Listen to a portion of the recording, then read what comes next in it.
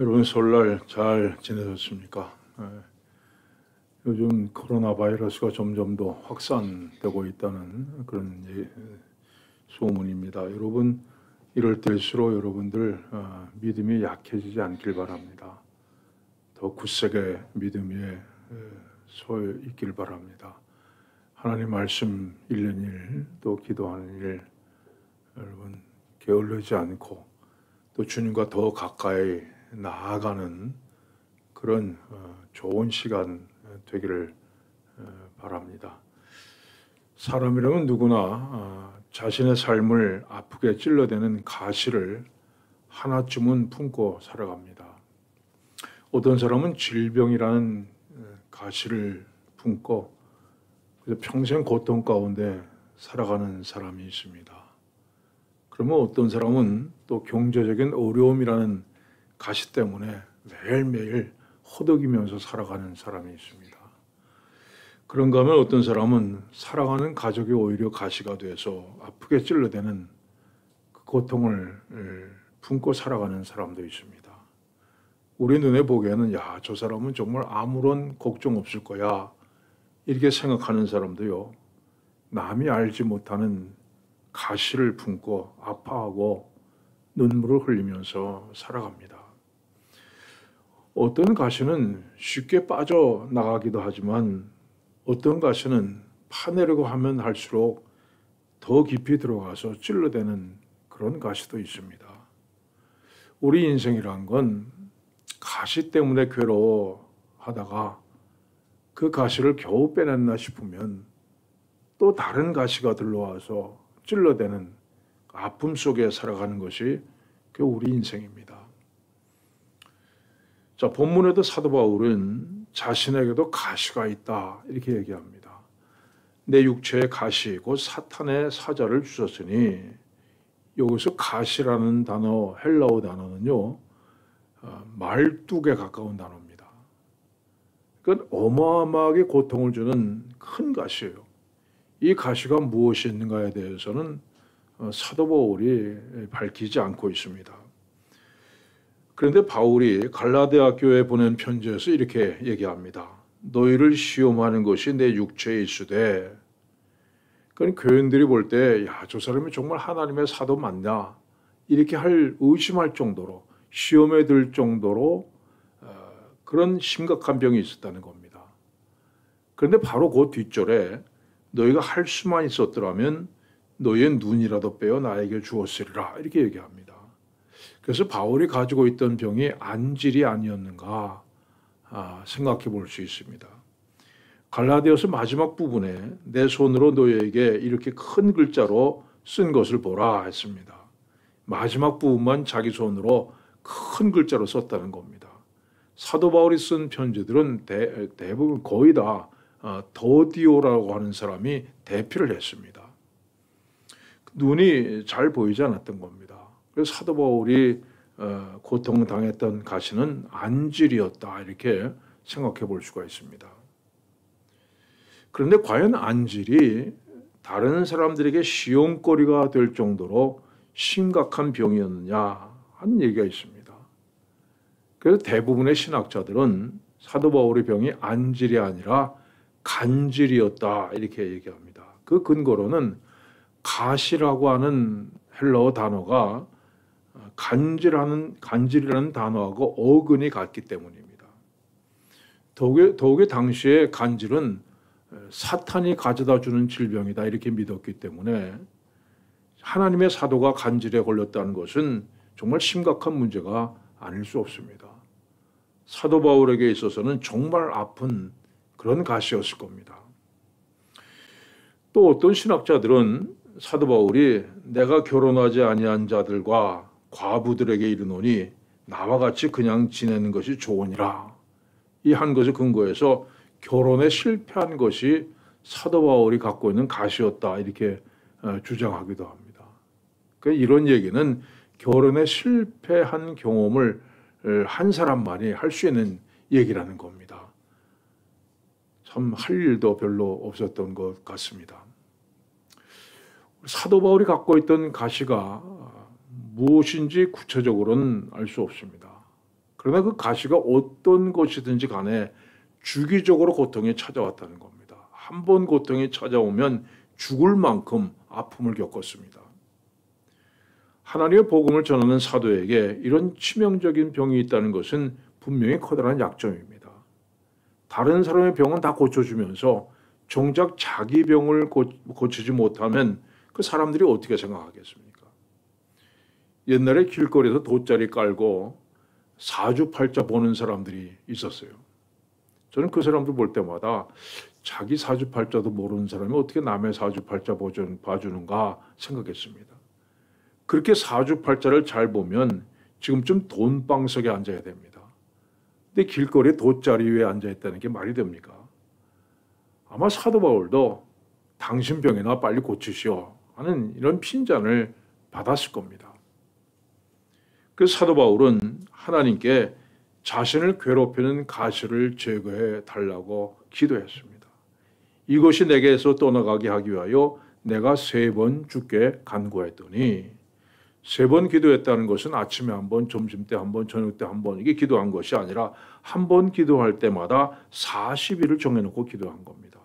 그러니까 120일 동안 이 문제를 놓고 간절하게 기도했습니다.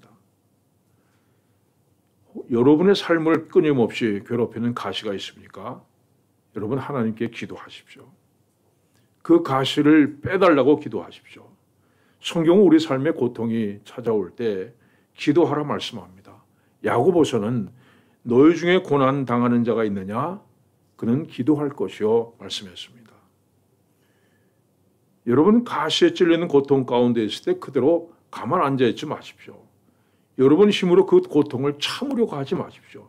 그저 이렇게 사는 것이 내 운명이겠거니 이렇게 생각하고 포기하지 마십시오. 하나님 앞에 나와서 이 가시를 제거해 주십시오. 기도하십시오.